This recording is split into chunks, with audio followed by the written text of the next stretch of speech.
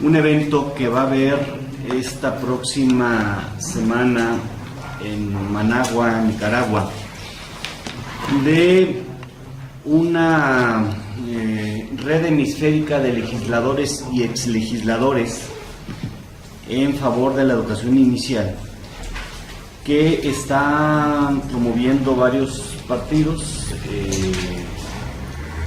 Nueva Alianza, ustedes deben de conocer a Enrique Cook Guerrera, él es el delegado nacional aquí del partido y es el secretario general de esta red hemisférica de legisladores y exlegisladores a favor de la educación inicial. Ellos obviamente tienen un tema de manera natural muy cercano allá a la educación.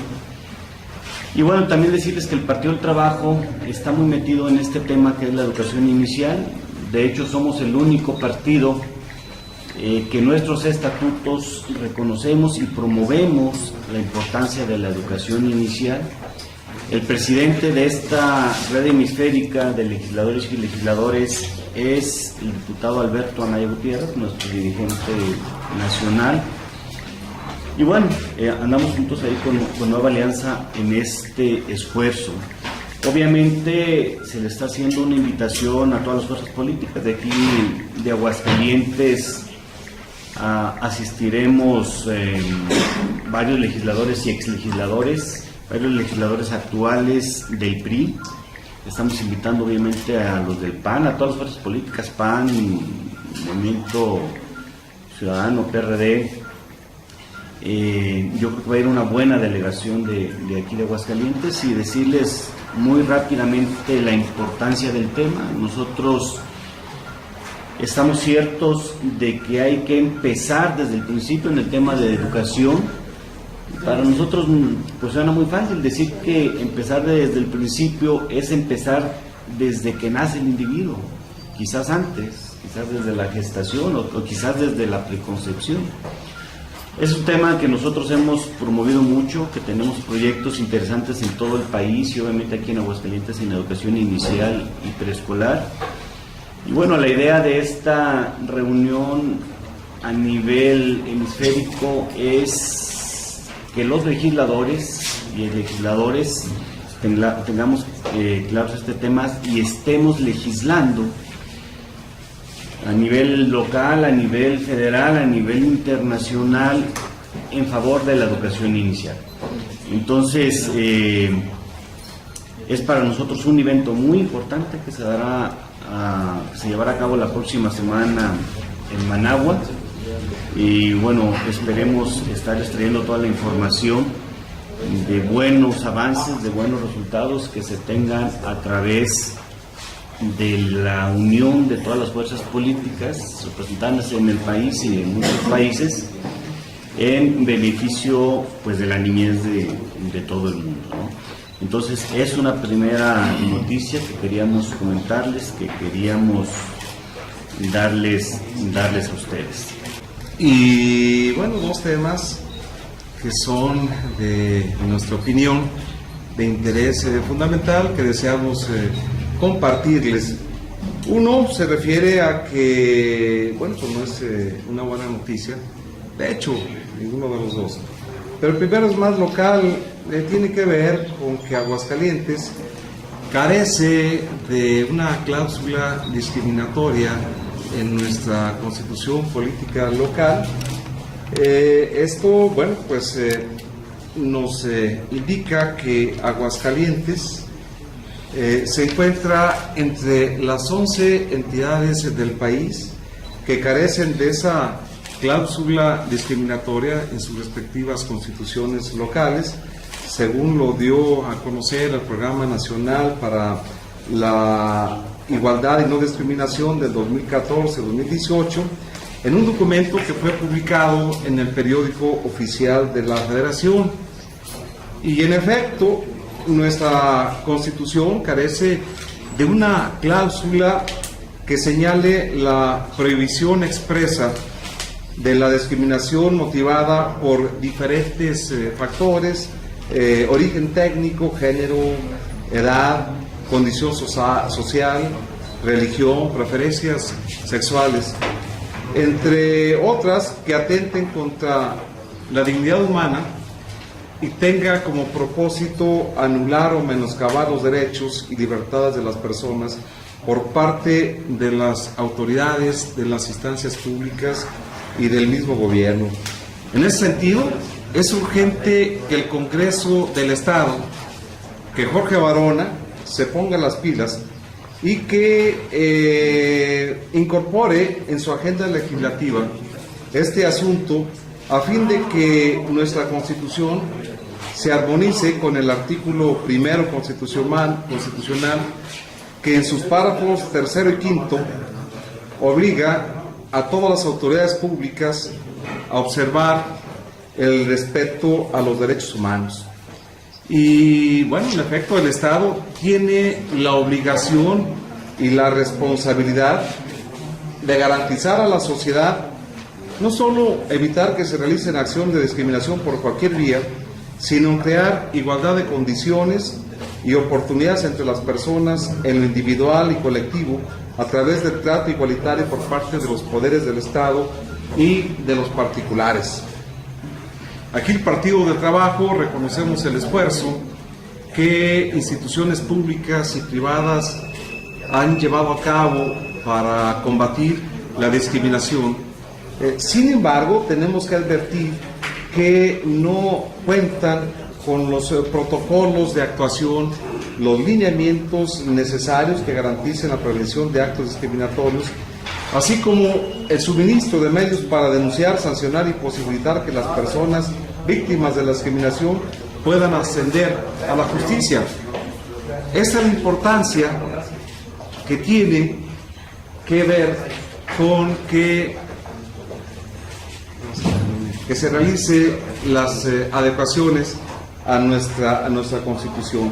Y solo como dato quisiera decir, fíjense, de acuerdo con la encuesta nacional sobre discriminación, ¿saben cuáles son los principales motivos de discriminación según esta encuesta en México?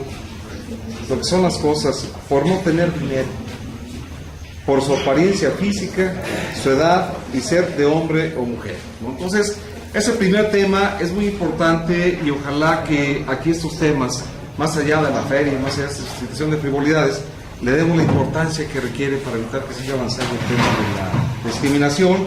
Y yo quisiera también aquí, en justicia, dar reconocimiento a la fuente del cual extraje algunos datos, que es líder empresarial de la publicación día 2 de mayo, ¿no? Y el otro tema que tiene que ver con el pronóstico de la economía mexicana, y bueno, pues nada más y nada menos que no le cuadran las cifras a Luis Videgaray.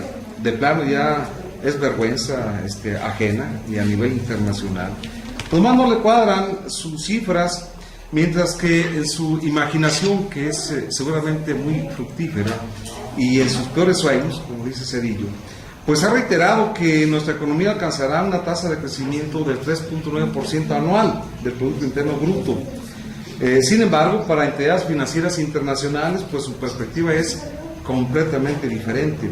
Recientemente la OCDE estimó un crecimiento, fíjense, del 3.4%, cifra que difiere de cerca de 4 décimas con relación a las oficiales.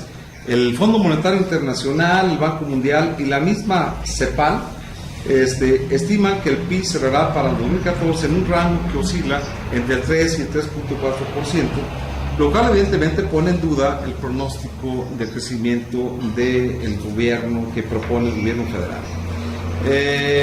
Para la OCDE, eso es lo relevante. Para la OCDE, la actividad productiva se mantuvo débil en el primer trimestre, ocasionado fundamentalmente por dos aspectos. El primero, por la caída en la demanda de importaciones por parte de Estados Unidos y la cautela de los consumidores e industriales mexicanos generados por las nuevas obligaciones tributarias que están establecidas en la reforma fiscal. Pero también la reforma fiscal ha tenido otros efectos colaterales, como el cierre de negocios y que otro porcentaje importante emigre a la informalidad, aspectos que en teoría son los que tenía que resolver la reforma hacendaria. Y bueno, para muestra, aquí en Aguascalientes retomamos las declaraciones que recientemente ha emitido el presidente de la Canirac, que señala que en Aguascalientes 250 restaurantes se han ido a la quiebra, los cuales representan el 5% de estos negocios. Eso nada más por citar solo un ejemplo. Y bueno, aquí queremos expresarles nuestra postura como Partido del Trabajo. Una regla de oro en economía indica, en términos muy sencillos, que para que la economía de una familia, una empresa o del país crezcan, es necesario generar un excedente, es decir, un remanente entre lo que se produce y lo que se consume por ellos mismos en un lapso de tiempo. Se comprende de esta manera que es necesario generar este excedente por encima de lo que se consume para alcanzar un cierto crecimiento económico, pero ese excedente debe convertirse en ahorro y en el mejor de los casos en inversión, que es el único motor de crecimiento en todos los países. Pero el ahorro como la inversión requieren de determinadas condiciones para que se concreten. Lamentablemente, eso es muy lamentable, no se ha entendido que no se va a generar crecimiento por decreto, que este modelo económico no va para más. Por una parte, las inversiones en nuestro país siguen siendo caras y deficientes. El escaso ahorro e inversión no es ni fecundo ni productivo. ¿Y cómo va a ser productivo si nuestra economía está desarticulada? No se invierte en capital humano, no están bien definidas las apuestas productivas estratégicas con visión solidaria del país. Mientras esto no se modifique, el país no logrará que su economía se reactive y crezca sostenidamente.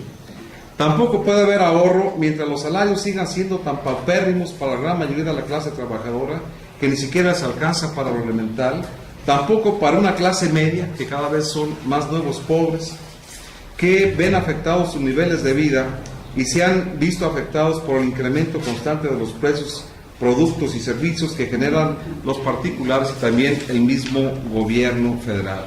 Por ejemplo, la semana pasada fue catastrófica y el sábado particularmente, más allá del encierro de Tomás Moro, por supuesto, con Julio, ¿cómo se llama? De Tomás, pues, ¿no? El encierro de José Tomás, sí, no crean que otros encierros, el encierro de Tomás, pues, fue el asunto del gasolinazo. La gasolina magna tuvo un aumento de 9 centavos para quedar en 18.68 centavos. La premium y el diésel subieron 11 centavos para quedar en 13.34 y 13.17 respectivamente. En la misma semana pasada, el precio del gas doméstico subió en todo el país de 13.27 a 13.36 por litro, es decir, 9 centavos más. Mientras tanto, nosotros aquí en la feria, a gusto, ahí, inclusive ahí con los asuntos de Alejandra Guzmán, en fin, mientras todo esto sucedía, ¿no? Desde que Peña Nieto asumió, simplemente como referencia, desde que Peña Nieto asumió la presidencia, el aumento de las gasolinas ha sido, fíjense bien, de 1.96 centavos, casi 2 pesos en la mano, de 2.06% la premium y 2.09 para diésel. En tanto, el precio del tanque de gas aumentó 31.40 centavos. Es decir, en año y medio de gestión del presidente Enrique Peña Nieto. En contraste, esto es lamentable, en contraste, el aumento del salario mínimo con relación al incremento de estos productos es abismal. El salario mínimo en 2012 era de 60.57 pesos al día y actualmente es de 63.77 pesos para la zona B, en donde se encuentra Aguascalientes, lo que significa un aumento acumulado, fíjense, de tan solo 3 pesos con 20 centavos. En contraste, insisto, con lo que ha aumentado el gas, que son 31 pesos. Y nosotros nos preguntamos, ¿realmente existirá conciencia de que la creciente desigualdad que persiste en el país puede ser intolerable? Recordamos las incongruencias del PRI en campaña. La promesa fue de que si los ciudadanos votaban por el PRI, bajarían los precios. ¿Y cuál fue el resultado? Pues no bajaron. El año pasado la propaganda se enfocó en que si se aprobaba la reforma energética sucedía el milagro. Bueno, pues tampoco, ¿no? Ahora están condicionadas a que se aprueban, si se aprueban las reformas secundarias, bueno, pues se va a dar. Y eso hasta después de 2 años. Y entonces, ustedes, nuestra pregunta es, ¿ustedes le creen? Bueno, pues desde luego nosotros tampoco. Pero es un asunto en los que todos debemos orientar nuestra atención y procurar que esas circunstancias cambien por bien de todo el país. Pues ahí lo que creemos nosotros es que pronto debe haber un resultado. O sea, ya metieron el tema a la cuestión jurídica, ¿no? O sea, yo creo que Luis Armando y sus abogados dicen y sostienen que no hay elementos para que lo acusen, para que esté preso. La parte acusadora sostiene lo contrario. Dice que sí hay elementos, que sí hubo malos manejos, que sí hubo cuestiones inadecuadas. Y yo espero que en unos días, unas semanas, unos meses, veamos la realidad. ¿Quién demuestra con hechos quién tiene la razón? Oiga, usted como aprobó alguna, no sé si aprobó o no, pues, pero participó en los debates sobre las cuentas públicas de Luis Armando. ¿Usted qué opina? ¿Si hubo desviaciones de recursos? ¿Si hubo mal uso de los recursos? Bueno, a mí no me tocaron, pero lo que sí debo entender es que sí hubo observaciones, como todas las administraciones hay, en todos los municipios, cada que hay revisiones hay observaciones, en todos los gobiernos estatales, cada que hay revisiones hay observaciones, ¿sí? Entonces Luis Armando no fue la excepción, claro que hubo observaciones. Ahí el tema es, pero ¿se solventaron, no se solventaron? Se pagaba su tarjeta de crédito con recursos del erario, hacía dobles pagos sin contrato a medios de comunicación millonarios. Pues a lo mejor ustedes tienen esos elementos, ¿no? Y pueden afirmarlos. Lo que sí le puedo decir es lo que usted comenta, sí había observaciones. La cuestión aquí es, se solventaron. Pero hay temas muy concretos, y hay acusaciones muy concretas, que creo que la parte acusadora debe tener los elementos para mostrar. Y algunas lecciones que de eso se puedan derivar en términos políticos. Se podría decir que tanto en la vida como en la política, en efecto, los cargos pasan y pasan muy rápido, no son eternos, ni siquiera en la vida, menos en política. En consecuencia, o por lo tanto, lo único que quedan son las consecuencias del ejercicio del poder. Es una lección que todo el mundo tenemos que entender, y así se da en política. Y otra lección es que cuando se está en el poder y cuando se deja de ejercer, quizá para Luis Armando Reynoso sea más doloroso no las voces de sus enemigos, sino el silencio de sus amigos. Son las reglas que lamentablemente en política se pagan, y los que, bueno, en algún momento fueron los verdugos o los inquisidores se constituyen después en los perseguidos. Por eso en política debemos entender que todo eso es perentorio, que hay que sujetar sus actos adecuadamente en términos de ley, y bueno, no hay alternativa, ¿no? Entonces, esos son temas que ya están debidamente abordados, y bueno, pues, como dice el ingeniero, pues esos son asuntos que tendrán que dividirse como tiene que ser en los términos y en los ámbitos que correspondan. Lo que se puede tomar como bueno es que ya se abrió la puerta, ¿no?, a este tema de que nunca cae el pez gordo, que siempre caen a lo mejor los gatos del gato, y no caía el pez gordo. En este caso ya... Yo creo que lo que en México tenemos es que ha afectado muchísimo, además de la corrupción, y la impunidad. La impunidad es un mal endémico que mucho afecta el crecimiento de nuestro país y la credibilidad de nuestras instituciones, y afecta nuestro Estado de Derecho.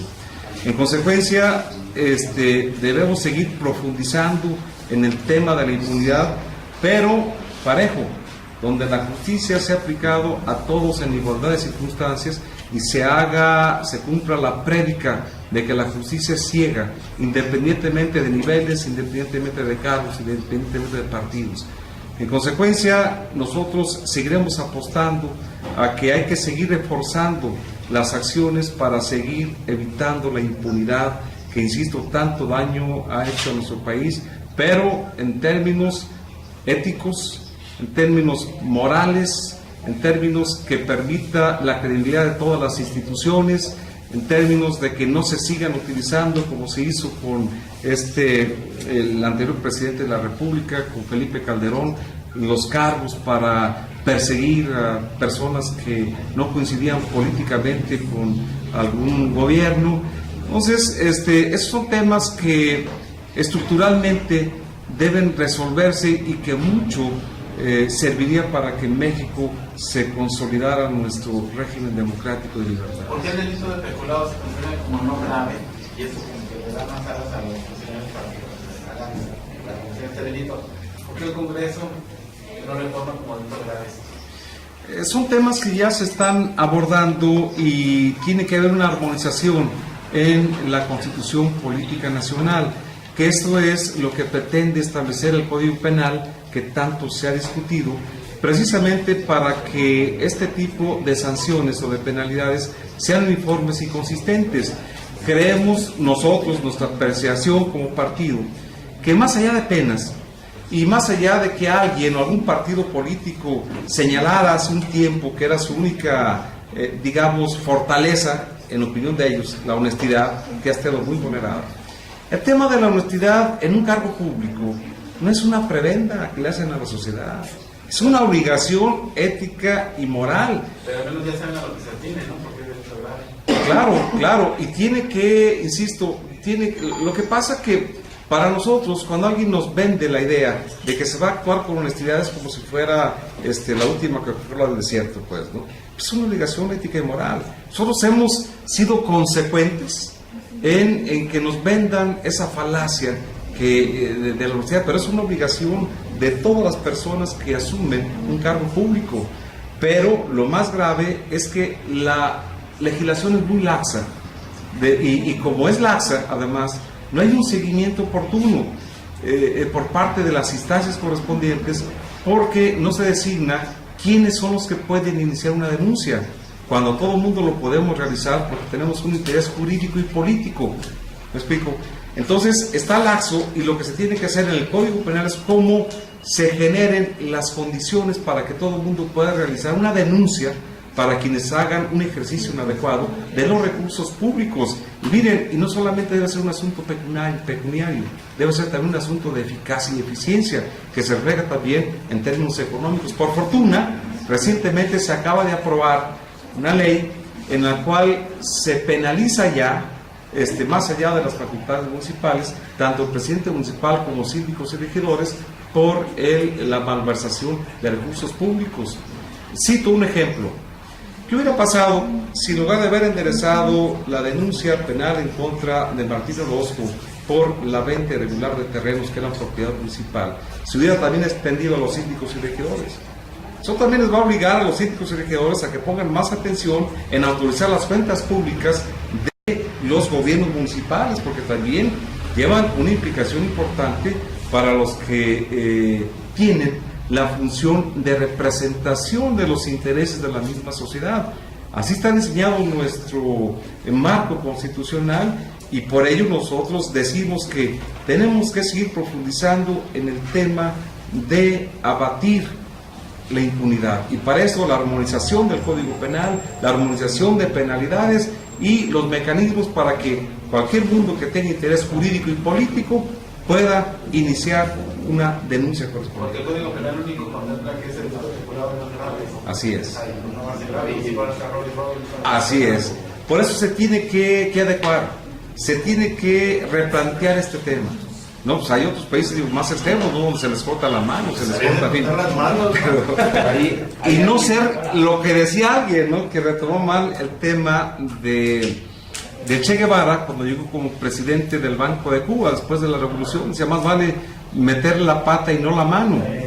Bueno, no, en esos términos peca tanto quien mete la pata como quien mete la mano. O sea, eso es lo que tenemos que avanzar en nuestra propia legislación. O no se curan en salud o aplica el adagio de que quien hace la ley legisla la trampa, porque el legislador, si legisla y luego quiere ser alcalde, entonces dice, no, pues ya me estoy imponiendo la soga al cuello solo. Una, y la otra, ¿quién controla al Congreso? Si el Congreso diseña esquemas para vigilar, para oscurecer, etcétera, y en consecuencia igual, ¿quién controla al Congreso? Esos son los temas que pues que quedan pendientes y que tenemos que seguir avanzando para lograr que nuestro marco jurídico fortalezca nuestro Estado de Derecho y también tenga beneficios para la misma ciudadanía. Y se mandan ejemplos claros, hombre. Nuestro principal problema en México, seguimos insistiendo en la corrupción, es la impunidad, es que no se aplica la ley pareja para todos.